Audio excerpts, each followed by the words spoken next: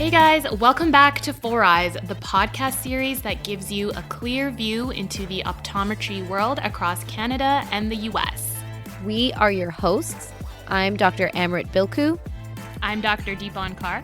Hi, I'm Dr. Ravinder Randhawa. And I'm Dr. Alex Kuhn. All right. Well, Dr. Donati, thank you so much for making time to come out on our podcast today. And for any of our listeners who don't know you just yet, could you please tell us a little bit just about yourself?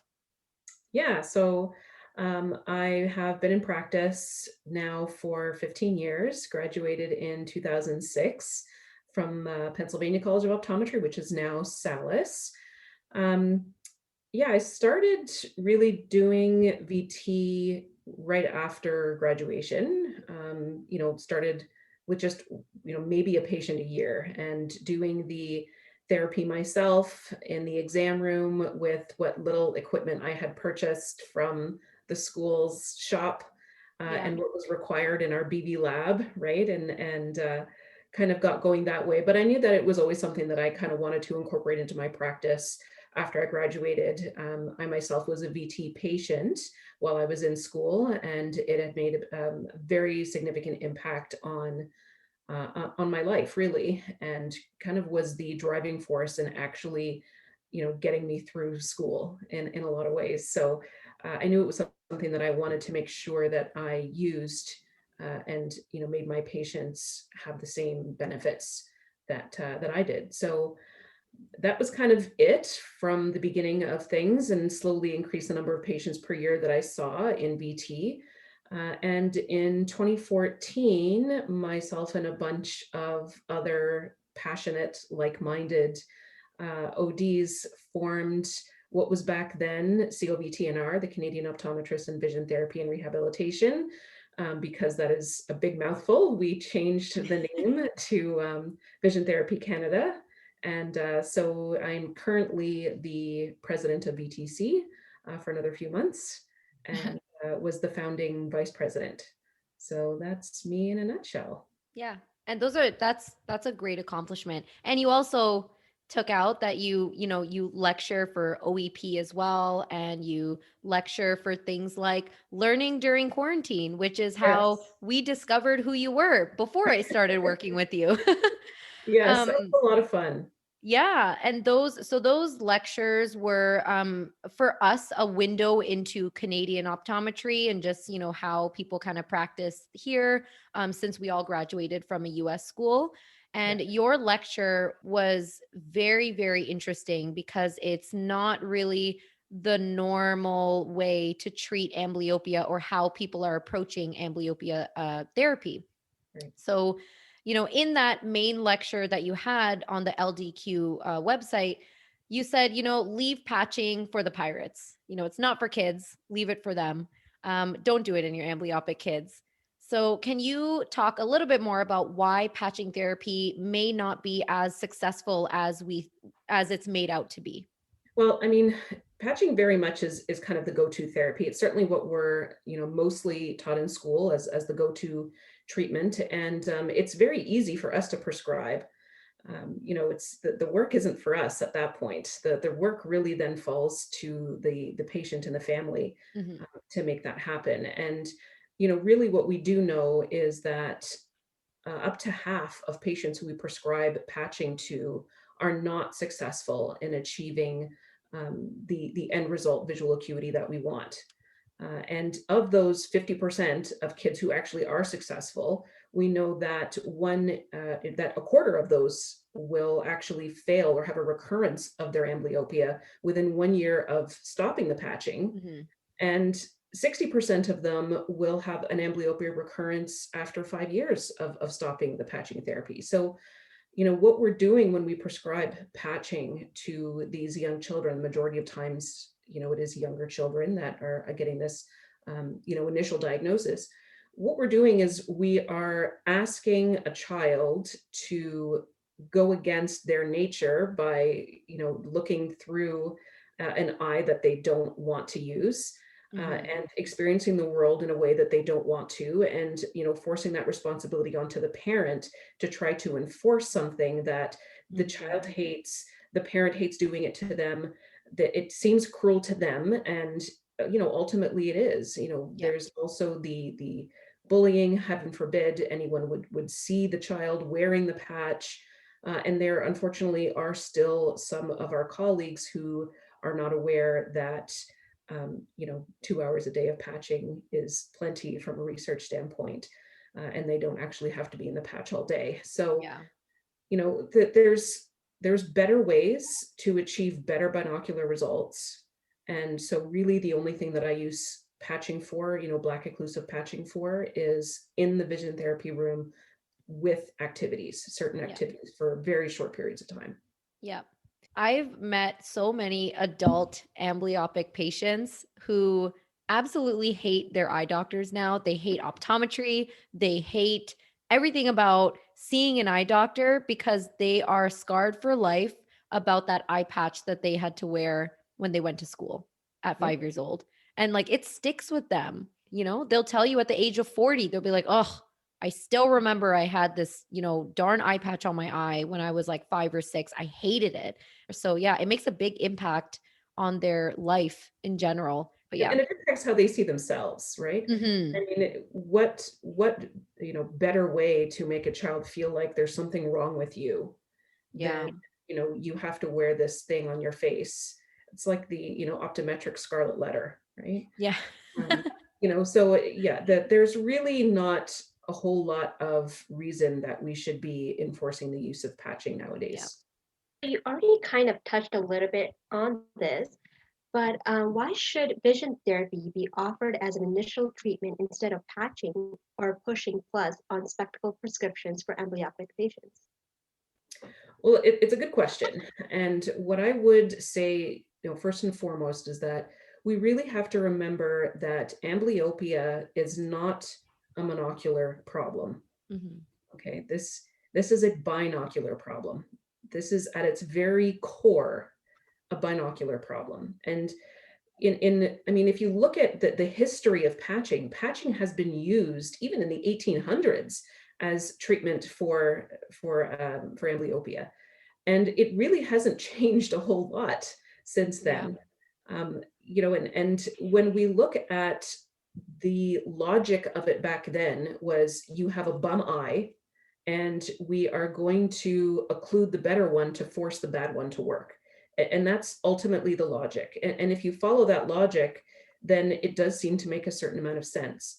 But when we take into account the fact that amblyopia is a binocular condition, then it really does not make any sense to treat a binocular problem by occluding an eye. You are only further training that patient to be monocular. You're just trading which one they use for a short period of time, right? So we really need to consider the fact that vision training is really at its core the way that we are going to train a patient, train a brain of the patient to use the eyes together in the way that they were designed to, from a Hmm. neurological standpoint. So neurological training that's going to teach the brain how to use both parts Yep. of the brain, both halves, both channels of the eyes. So, when we're talking about pushing plus, and cycloplegic refraction and whatnot, that really does serve to push the eyes further apart. And so, we're taught to cycloplege and get the best possible prescription on that eye. And the logic behind that is that we are, in a sense, what we're doing is giving the eye the best chance, right? You Hmm. give them the best prescription, and that gives them the best chance of having binocularity. But when we give them full plus, we're not giving them the best chance of getting binocularity. What we're doing is pushing them further into an artificial state. Okay. In the LDQ lecture that you were, referring to earlier, I gave an example of a patient who we have in office, brand new patient, first eye exam, and this is your traditional stereotypical amblyope, right? Plano in one eye, and you dry scope +4 in the other, which is most often what it happens to be, is somewhere in the +4 ballpark, right? Hmm. And we find that with that +4, they're maybe somewhere around 20/60, let's say. And then you cycloplege that patient and you find +6. Okay. And with that +6, maybe they are 20/60 plus, or somewhere in that ballpark, right? 20/50 even, let's say. Mm-hmm. So when we prescribe that +6, no one that I'm aware of has ever had the patient back the next day wearing that +6 with the cycloplegia worn off and check the visual acuity. Okay. And what we would find, because I have done that, what we would find is that the visual acuity is worse than when they presented initially. Yeah. And so what we're doing, if the patient actually does wear the glasses and doesn't reject them, which, let's be honest, happens a lot, if they actually were to wear them, and if the parent were to actually insist that they wear them, and they were to actually get used to them, then what you find is the unaided acuity drops to be worse than what it was when they presented in the first place, unaided with their amblyopic eye. So we've essentially staple gunned the patient to this very high anisometropia that they now have to live with, and we patch them for good measure, right? Really what makes more sense is to do a proper subjective refraction like you would do on any other patient and find the best possible visual acuity. When we have the best visual acuity, then we know that the patient is going to have the best chance of binocularity. And that happens absolutely with the addition of vision therapy as well. Mm-hmm. I myself and a lot of other doctors, every time we cycle somebody, we're always more lenient to give them more plus. And I personally have done that too. I'm always like, oh my God, this person is amblyopic. And like, as you said, we always think of that one eye. We don't think it's binocular. We're always like, okay, one eye is the bad eye, the other eye is the good eye. And then that's how we tend to describe it to the parents too, right? Like, yeah, this is the bad eye. We gotta make it stronger.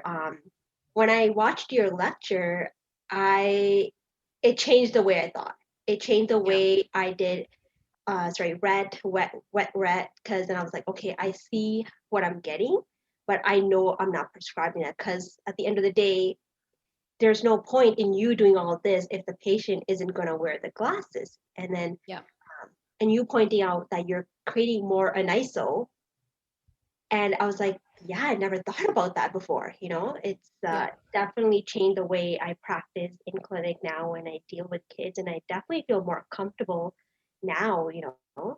Yeah.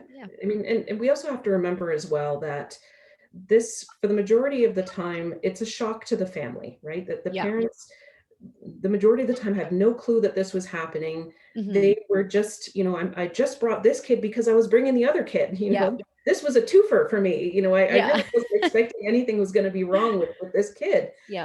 And so now not only are we saying, there's something very wrong, here's a very thick pair of glasses that they, by the way, hate wearing and are going to fight you every second of every day wearing. As a parent, I would say, you know what, something is not right here. I need a second opinion. I need a third opinion. I need someone who is going to make this make sense to me. And I need someone who's going to prescribe a pair of glasses that this kid is going to actually wear. The expectation is that we are going to be working toward a goal. The parents are educated on what we're doing, and that there is likely going to be multiple pairs of glasses in this child's future. That's a good point. I tell my parents all the time in the room, just because we're giving them their first pair of glasses today, this isn't the one and only, depending on how accepting they are. I always give them that kind of expectation. Even maybe every 6 months, we may have to change it. It all depends on how the child's growing and how their vision is getting along in the glasses. So, Dr. Donati, we want to get into more detail about the specialized prescribing for amblyopic patients that you were just talking about. But just to take a step back, so once we have obtained the dry and wet retinoscopy results for these patients, what are some questions we need to ask ourselves before deciding the most appropriate spectacle prescription for our patient? So one thing I would say is make sure that you're really happy with the direction that you're planning on going before you cycloplege the patient. Once you do that, the exam's over for the day, right? You're essentially just getting one more data point. Of course, checking health and everything inside the eye, but you're essentially getting one more data point, and then you're saying we're done here because there's nothing else that can be measured at that point. And you have to keep in mind that what the cycloplegic refraction is telling you is the maximum amount of plus that is available in that eye. So it's giving you a top amount, but it's not giving you the prescription. Okay. So, unshackle yourself from the idea that what you put the drops in and what you measure, that's the prescription. I mean, even doing some sort of arbitrary cut by, cycloplegic minus a half or cycloplegic minus 3/4, that we're really not doing our patients any service when we do that, because we have absolutely no idea how the patient is going to react to actually wearing those on a day-to-day basis when they don't have drops in their eyes, right? So, one of the things that we have to consider is how amblyopic is this patient? How old is my patient? What is my patient doing on a daily basis? So if this is, let's say, your 5-year-old patient who has come in for their first eye exam, and this is when you're finding that they're amblyopic, well, a 5-year-old's likely in senior kindergarten. What does senior kindergarten look like? Are they online Yeah. at school right now, or are they actually in person? How much screen time does this child get? Is this someone who plays sports? Are they in hockey on the weekends and 3 times during the week? Or is this someone whose nose is touching a screen for 3/4 of the day? So we have to look at a lot of what the patient is spending their time doing so that we can make sure that we're addressing the prescription in the needs that are going to make the most sense for them. So, in terms of more of the specifics of that, what we want to do again is provide the best possible visual acuity for your amblyopic eye. And the way that I do that in a subjective is I start at 0. So I start at plano. So I get my ret, I find what that, +4 or +450 or whatever it is, and then I take it out and I start at 0 when I do my subjective refraction. And I start with just single letter and kind of see, they have to earn the plus from me. You've got to demonstrate that it makes a difference if I'm going to actually leave it in the phoropter. And it doesn't have to take long. What's this letter? Well, I have no idea. Okay, well, here's 2 clicks of plus. What's that letter? Oh, it's a P. Great. What's this letter? No idea. Give me a guess. T. You're right. So really kind of working out with them, and it can be fun. It can be a game, and you can even, make sound effects. What letter is that? It's an O. Yes, again, and so in that way, they're not scared of you, and they're not dreading coming to see you, because it's fun and it's a game.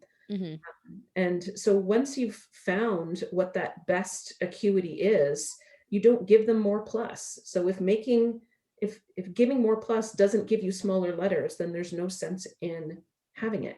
Yeah. So what you'll find very often is that if they're unaided 20/60, and with that ret that you measured, they're 20/50 minus, starting at 0, maybe at 2 or 250, they're at a 20/40, right? And you never would have known that if you left that +4 in the phoropter when you were done your ret. Yeah. So taking it all out, starting at 0, finding the least possible plus that gives the best possible acuity is what you're looking for in that amblyopic eye. For the non-amblyopic eye, I tend to treat that a little bit differently. And again, this is kind of where the patient themselves comes in, and where age plays a big factor, and how amblyopic the patient is becomes a factor. Because if you leave that eye as the leader eye, then it's going to continue to lead, even when you have the best possible acuity on the amblyopic eye. So what I do is I will give more plus in the amblyopic eye than what I measure in the subjective. So what I do typically is I start with whatever I found as the dry ret in the non-amblyopic eye. Mhm. And let's say that gives 20/20 minus typically, right? If they're unaided plano, maybe you can get a quarter on your dry ret, or maybe even plus 50 on your dry ret. And that's maybe 20/25. Mhm. Then what I do is I see, all right, how much plus can I possibly give you and not make you completely blurry? Yeah. And that definition of, what's okay, what's completely blurry, what's acceptable, that's very patient driven. So Mhm. for a 5-year-old who's doing senior kindergarten, I can probably keep them around 20/30. Yeah. If I have someone who is in grade 6 who's looking at the front of the class to see the smart board, 20/30 is not going to cut it. Mhm. You need to give them more. Otherwise, what they're going to do is Take them off. peek, Yeah. right? Take off the glasses, or peek around them, and that kind of defeats the entire purpose. So we need to give them enough plus that we are giving the brain the opportunity to use the other channel. Yeah. Right? And really, you have to remember that this is not full-time occlusion. I have people say, "Oh, so you're just penalizing with plus." And it's like, well, sort of, Kind but of, but not really really. only at distance, Yeah. because at near, you're actually providing more support, and clearer vision with that, ad in place. Yeah. Yeah. I didn't think of it So, that way. Yeah. yeah, and especially, what are kids doing mostly right now anyway, is Mhm. screens. It's a lot of near work. A Yeah. lot of near work. So what we're doing is we're still allowing them to have that clear vision when they're doing their close work, their school work. The detail work that really matters to them, is still nice and clear, as well as we have the best possible visual acuity in Mhm. amblyopic eye, right? This is where the vision therapy really is going to shine, because Mhm. we're not just leaving it for those, times here and there where the patient happens to be looking at the front of the classroom or watching TV, or happens to be looking out the window for 2 seconds before they go back to their game, right? Um, this is where we're really giving guided exposure and visual experience through training. So if patients don't do vision therapy and they only do the glasses, it's going to take a very, very long time for Yeah. them to get success with it. But you are going to get better binocular outcomes. So you will get an improvement in stereo acuity, which you would not get just from patching alone. And in the video, you mentioned that you only do this method if the amblyoptic eye is 20/60 or less, right? You can push that a little bit. I Mhm. mean, I wouldn't use it as a hard line. But what you have to consider is that no one wants to be that blurry. And this is the Hmm. number one reason why patching fails, right? Is Mhm. because they're essentially being forced to use a very blurry eye. And so if this is someone who's very young, 3 years old, you could push that definitely. Yeah. Yeah. Because they're so busy and they don't really need detail in the Yeah. distance.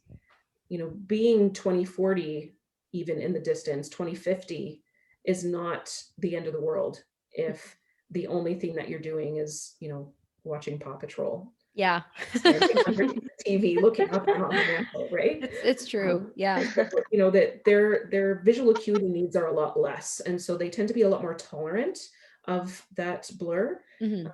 But for adult patients, they're very grumpy to give up any acuity. And so they really, really have to be on board. And you have to trial frame that first and say, listen, if we want to go down this road, this is what it's going to be like. And Mhm. you need to like pinky promise me right now that you are going to wear these glasses anyway, even when you think, why did I agree to this? This sucks. Yeah. So, at least you can have that honest conversation with an adult and say, this is what you're in for. Really, are you in? Because we don't have to do this. Mhm. So if we were to try and approach this specialized prescribing, how often should we follow up to monitor for any visual changes? Well, I kind of mentioned before, if I have the patient in vision therapy, I'm following up with them every 8 to 10 sessions anyways, and that's weekly. So, Mhm. every 2 to 3 months, let's say, is what I'd be following up. If they weren't doing VT, as I said, this is going to take longer. So Yep. probably I'd be looking at around the 3 to 4 month mark, Mhm. to be kind of rechecking the acuity and adjusting the glasses as I need to. So Yep. what you find over time is that the non-amblyopic eye actually does start to relax and release more plus. And so they come back and they might have been, 20/30 plus when you prescribe the glasses, and now they're 20/20 minus with that same Mhm. prescription, which is great because it gives me the opportunity to increase the plus on the non-amblyopic eye to get that visual acuity level back, Mhm. and likely decrease the plus on the amblyopic eye, because what we Yep. find is that subjective refraction does come down. So again, I take all that plus out, even if it was just 250 at that point, start at 0 and work my Mhm. way up and see what the acuity is. And I have a number of, what I call recovered amblyopes that are now 20/20 OU with equal prescriptions that Mhm. started out, for example, at, plus a quarter, plus 4, that are now wearing 150 OU. Right? Wow. And once you get to that point where you have that, equal prescriptions, you're just in a holding pattern essentially at that point. Yeah.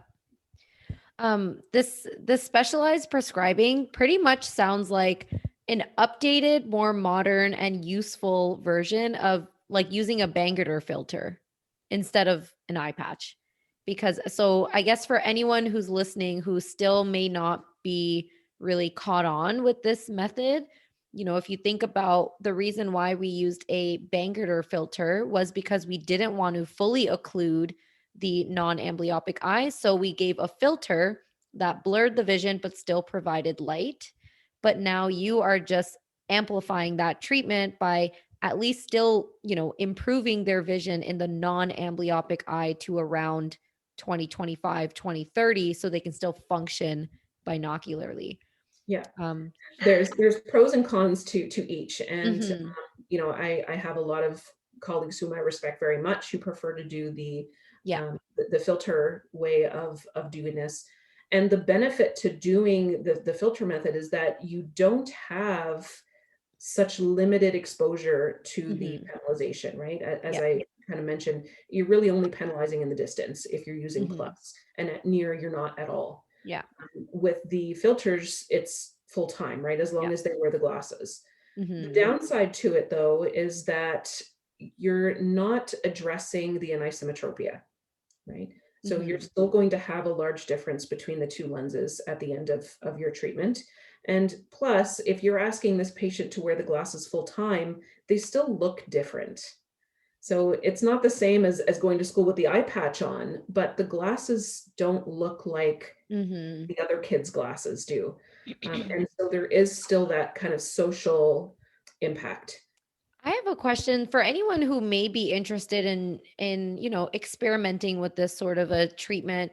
If the glasses prescription may have to be updated every couple of months, how do you get around your optical with, how do you work with your optical and your opticians to help the patients, afford all of these lens changes within the year?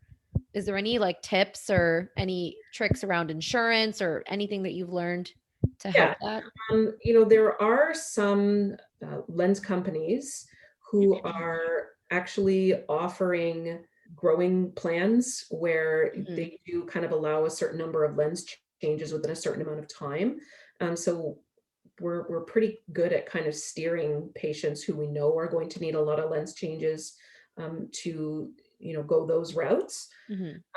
But the other thing is we just educate the parents that, we're doing this for a purpose, and this is the expectation, is that there's going to be a lot of lens changes, until we get to a point where things stabilize. So if we have a patient who's doing vision therapy let's be honest, the glasses are not going to be the expensive part that they really need to worry about, right? It's Yeah. it's going to be the vision training where the majority of the investment is going to go. So typically I don't get a lot of concern about the actual lens changes, especially when the parent is seeing the change in the acuity, in the amblyopic eye. When they see the benefit, especially if this is someone who's come from another office and they're, you know, a patch dropout, they're thrilled that Yeah. things are getting better and they didn't have to, threaten to take away their favorite toy for not wearing the glasses or not Yeah. wearing the patch or whatever it is. So they're in. Because I always feel that every time I find a new amblyopic patient, I educate the parents. You get so nervous picking that final prescription that you're going to give them because you know that most opticals will probably have a one-time exchange policy within 30 days, and you're like, well, I need to follow up with you in 6 to 8 weeks. So there goes the exchange policy down the drain. And then when you see them back for the follow up, you're really praying that their vision improved with these glasses, so that you don't have to have that conversation with the parents and say, oh, we might have to change the lenses again. I even get nervous, I feel a lot of pressure to get the prescription right the first time. But the way that you described it is something that I'm going to keep in mind now, telling my patients' parents that, well, if they come in for the follow up and the VAs are improving, clearly these glasses and the method of using glasses is helping. So if we need to change that, it's worth the money to invest in improving their vision by changing the lenses. Yeah, I'm going to use when you that look one. at it from this method, really Mhm. the way that I have my parents think about the lenses is this is the medicine. Mhm. Like And therapy. and as the symptoms improve, the dose changes. Mhm. And so the fact that the dose changes is not something that I'm upset about, right? If we need a weaker dose, Mhm. that's something to be happy about. That's something to be celebrated.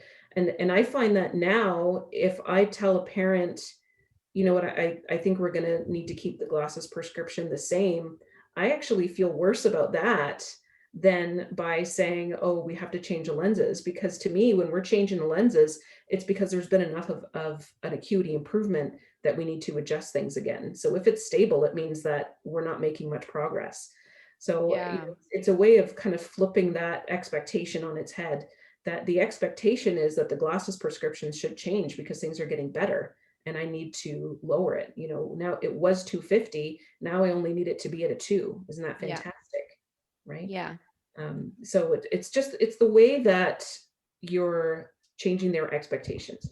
This was a great conversation. I think it just really sheds a whole different perspective on amblyopia treatment and therapy and what amblyopia is, right? Like a binocular issue. So, us BV people, we still we just shout it to everyone and we yell, amblyopia is a binocular issue. And everyone's just kind of like, okay, all right, well, I'm still going to give this patch because it's easier. So get out of my face. But now you've explained it in a way that just makes more sense, hopefully, to a lot more people as to why you should not be carrying the patches in your office if you're not doing therapy with it. It's we have a specialty for a reason, just like we refer all of our dry eye patients to the dry eye specialist. We give our glaucoma patients to the low vision specialist. There's a reason we have vision therapy. So when you have an amblyopia patient, it's always going to benefit them to give a VT referral. You're referring them for the best thing possible for them, and let the parents make the decision if they want to go that route versus not offering it at all. Then you're not giving the patient that you're not giving them the option. You're not doing them the best service, in my opinion. Well, the way that I kind of talk to our colleagues about it when, I have the opportunity to verbally slap some people, Yeah. is say, as I know some good friends of mine who are dry eye specialists or people who do a lot of dry eye in their clinics. Yeah. And if I said to them, oh, I had this patient who was super, super symptomatic, and I, gave them an artificial tear, Yeah. I'd be They'd like, be what is wrong with you? so mad. You're not helping your patient. You're Yeah. sticking a Band-Aid on it and getting them out of your office because you don't want to deal with it. Yeah. And it's like, you just stuck an eye patch on this amblyopic patient to get them out The of your physical office, Band-Aid that you right? literally put on their eye. Literally cover the entire eye, right? I mean, Yeah. when I have a patient who has significant dry eye symptoms, I'm not just giving them an artificial tear and Yeah. saying, here, use this, because that's also what everyone else has done for them. And it hasn't helped them either. So why are we continuing to repeat these things that our patients are telling us it's not working? I don't want this. Yeah. We need to be able to offer them something better. And there's nothing worse than having a patient come back to you and say, my neighbor's kid went to this vision therapy and he never had to wear a patch. How come you didn't tell me about that? Yeah. That's a conversation that no one wants to have. And if I had a patient that came back and said, my bridge partner said that they went and had something on, done to their eyes, and now their tears are fantastic and they don't have dry eye anymore. How come you just gave me this bottle of tears? I would have some explaining to do. So we need to look at the subspecialties that are within our profession, and we need to take advantage of them, because our patients are going to find out that they have not been, fielded into the right areas, and they're not happy when they find out. We should be celebrating the fact that there are places for these patients that don't fit into that general primary care model, and making sure that we're getting them the care that they need. Yeah.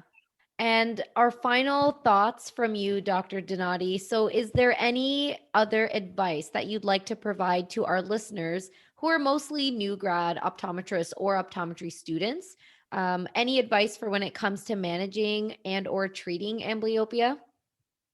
I guess just generally speaking, don't be afraid to take a step back and look at the numbers that you've gotten and think about what you want to prescribe. So just because there's certain numbers that are on the phoropter, it doesn't mean that you have to write them down and sign it. Take a minute, look at it from the big picture perspective, and don't be afraid to trial frame what you're thinking of and check it again. So, you think I couldn't possibly be giving this child, I just did a dry ret and they're plain on 1+4. Am I really thinking of prescribing them 0.75 and a 2? Is that really what I'm thinking of right now? Trial frame it, check the stereo. I bet you it's better. Check their Worth 4 dot. I bet you it's better. Check their visual acuity. I bet you it's better. And that way you can be confident with what you're prescribing and know that you are not hurting people by not giving them the cycloplegic refraction. Doesn't mean you don't have to measure it. Yeah. You don't have to prescribe it. That LDQ lecture, like what Rab was saying, was really mind-blowing to me as well. Yeah, when I saw it, I just it's like one of the lectures from LDQ that I'll watch a few times, just because I was like, oh, this is not really what we learned in school. And I had like a method of like how I would treat my amblyoptic patients. And now that's completely changed because of you. And I'm like, okay, well, this makes way more sense. Good. This kind of management and treatment is more better for the child patients too, because I've always run into that problem where it's like, no, they're not going to patch, or they're not going to wear their glasses. And I'm always like, well, what's the next step? Like, what do we do after this? And, this kind of new treatment or method will be helpful for sure. So yeah, thanks for doing that lecture. And I'm glad we got to talk about it more. Yeah. I'm gonna plug VTC membership if I can. Yeah, for sure. Vision Therapy Canada, as I kind of said at the beginning, is your Canadian national organization that's dedicated to the advocacy of vision therapy in Canada. And so even your listeners who are in the US or elsewhere in the world, there is international membership. And membership in Vision Therapy Canada is not only for those who provide vision therapy in their office, Although if you do, and you're a Vision Therapy Canada, or if you do provide vision therapy in office and you're a full member of VTC, you do get a listing on our Find a Doctor locator page. But even if you don't do VT in office, you can still be a partial member and you still get all the membership benefits, including some pretty awesome discounts at places like Staples Printing and different equipment and things like that, and access to our online resources. So all the studies that everyone says don't exist, there's like hundreds of them that you can actually read if you're so inclined to do so, are all listed there as well.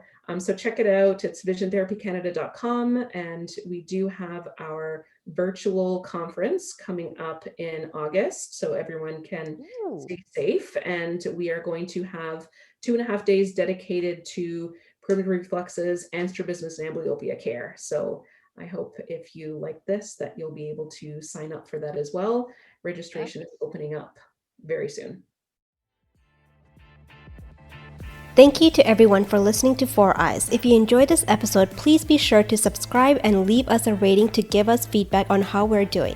You can also check us out on Instagram at 4EyesOptom for more content. Look out for new episodes every Wednesday. So until then, stay tuned.